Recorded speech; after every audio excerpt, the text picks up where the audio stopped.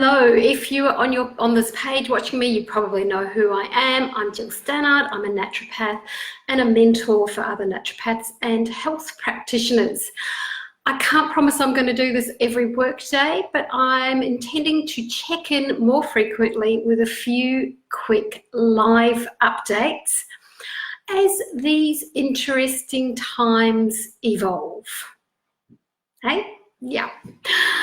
All right, so first, some excellent news from my end is my server is now working and the newsletter should be out to all subscribers later on today. So Monday afternoon, all going well. I'm just quickly rewriting some of the content because things have evolved so much in the week since I wrote my newsletter draft and had to hold it because my server was not working. By the way, my server is working, but sometimes my web pages at gillstannard.com.au are a bit slow to load, so please do persevere. So clinic updates. I posted last week that it's business as usual. It is because 90-something% of all my naturopathic and mentoring consultations are online. I've been working like this since 2014, so I'm an old hand and I know it works well. All bookings as usual are done at bookio.com/Gill Stannard.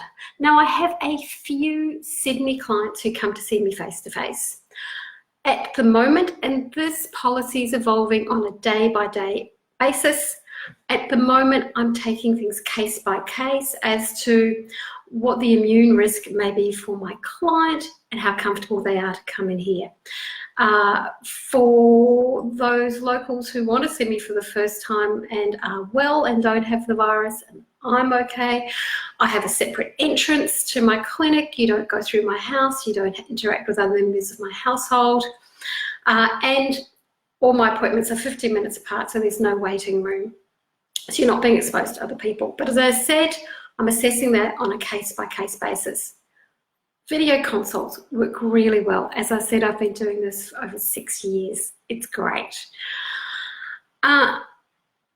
What I have been trying to do though is, if you are a naturopath or health professional, is start a discussion around the guidelines that you need to put into place if you have a face-to-face clinic. So hop onto those Facebook groups where I'm talking, like Strictly Practitioner, to continue the discussion. Or if you're really in trouble or needing some inspiration, you know, you can work with me directly. I have been gathering some tips on self-isolation because, not quite on a daily basis, but definitely on a weekly basis, the number of friends and colleagues who are in self-isolation are rising. Some commentators, like Dr. Norman Swan, strongly suggests that Australia consider having a lockdown. Just in case this is going to happen, it's always a great idea to be prepared. So on my website later today and linked in my newsletter are some things to consider to make this easier for you. And I would love to hear what you are doing if you are in self-isolation. And if you're in self-isolation and you would like a regular, most weekdays check-in around this time, let me know. That might encourage me to do it. And something else that's going to be in this newsletter and on my website, it's going to be reversed on the cameras. You won't be able to see it. I don't know, maybe not.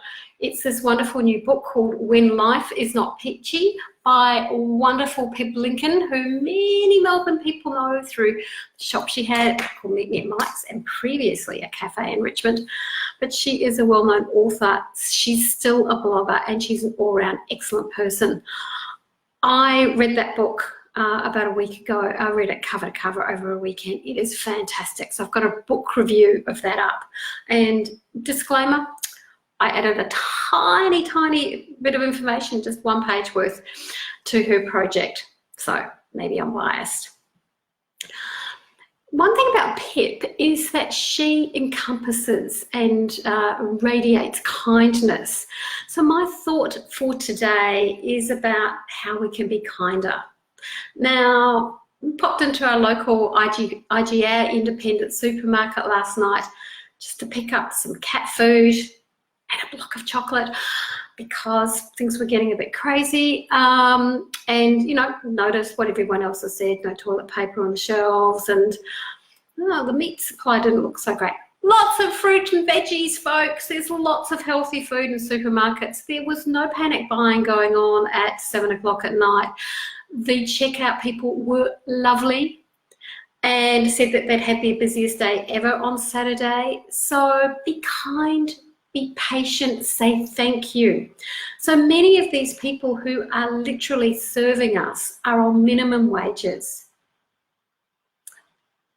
There are some people who are self-employed, who are on minimum wages, who may have a pause to their employment if they're self-isolated, or have to juggle Centrelink for minimal payments with a 13-week wait.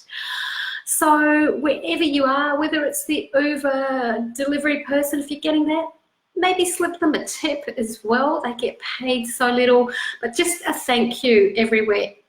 Maybe consider neighbours who live on their own, friends who live on their own, checking in with them. We've got some strategies for being self-isolated or supporting isolated in the article that will be on my website very soon.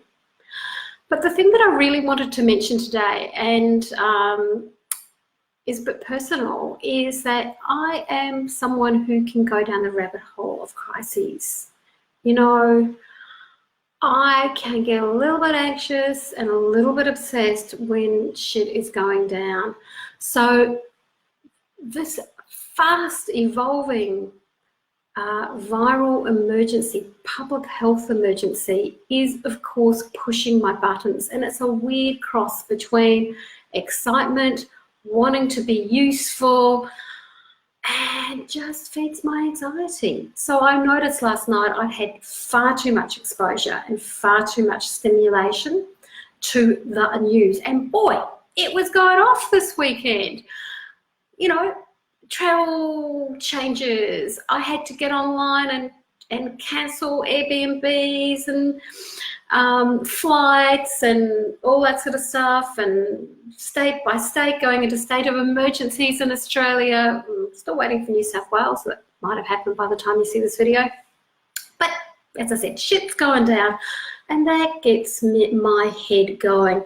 What I tried to do yesterday, and continue to do for as long as I can, is to, every time I start to realize I'm doing this, I try to get off screens, limit screen time, go for a walk, play with the cat, read a book, talk about it, have a discussion with a friend that's not about COVID-19 and what the heck is going down.